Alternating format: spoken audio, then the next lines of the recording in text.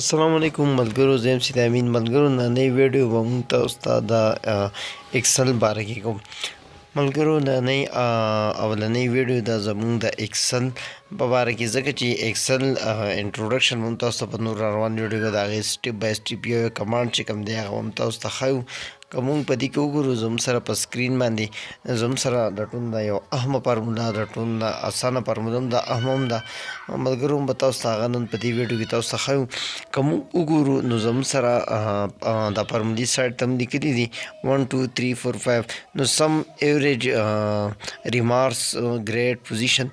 نو ملګرو اولنۍ فارموله هم سره سم ده، ځکه چې دا کوم ټیبل چې جوړ کړی دی دا ټیبل د ډي ایم سی باره کې دی، ځکه چې زموږ سره ډي ایم سی په دې طریقه باندې زموږ سره جوړېږي. لول به موږ هغه نمبر چې کوم دي د سټوډنټ کوم نمبر چې دي هغه نمبرز به ولیکو.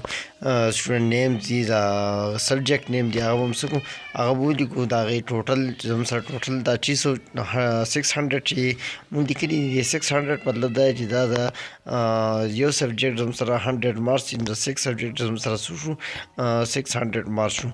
ملګرو اوس موږ د دې ابټین مارکس چې کوم دي راوباسو چې زموږ سره د یو سټوډنټ ابټین مارکس څو دي چې دي په 100 کې څو نمبر یې ابټین اخیستي دي.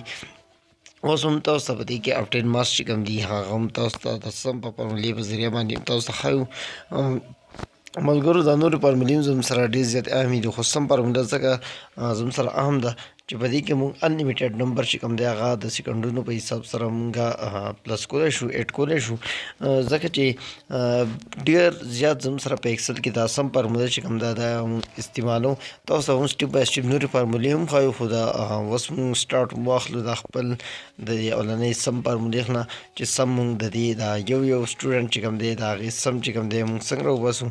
نو موږ دلته په دې بره سیل کې اولنۍ کوم سیل چې ته په نظر راځي دا ایله، نو په دې کې به موږ ولیکو چې ابټین مطلب دا چې دا نمبر یې د څونه وړي دي په 600 کې. نو په دې کې به اوس هم د ټول نه راول چې کوم دی از ایکول ټو بیا به SUM بریکټ اوپن بیا به انګلیش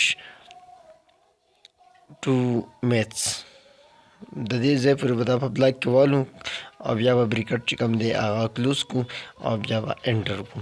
نو ملګرو چې کله موږ دا انټر کړو نو اوس موږ ته په سکرین باندې تاسو 594 زموږ سره ابټین مارکس دي د سید.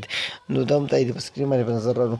اوس دا نور چې موږ تاسو څنګه نور په اسانتیا باندې دا څنګه شو دا د کمبر سیل چې کوم دی د سیل دا لاندې ګټ چې کوم راځي په دې باندې هم دا کرسر چې دا ډبل کلیک کړو نو لاندې کوم ټوټل چې زموږ سره څومره هم سټوډنټ وي هغه زموږ سره انلیمیټډ سټوډنټ چې نو هغه زموږ سره د هغې کوم ابټین مارکس چې کوم دی هغه زموږ سره په اسانتیا باندې راوځي. ملګرو نور دا ویډیو اوږدول نه غواړم، نور دا روان ویډیو کې هم تاسو ته د هغې نور ایوریج او د هغې ریمارکس ګروډ پوزیشن فارمولې چې کوم دي تاسو ته به ښیو. ملګرو که زموږ دا ویډیو ستاسو خوښه شي نو زموږ ویډیو چې دا لایک کوئ، زموږ چینل چې کوم دی سید امین ټیکنیکل سبسکرایب کوئ. د بلې ویډیو پورې موږ له اجازت راکوئ. د الله په امان.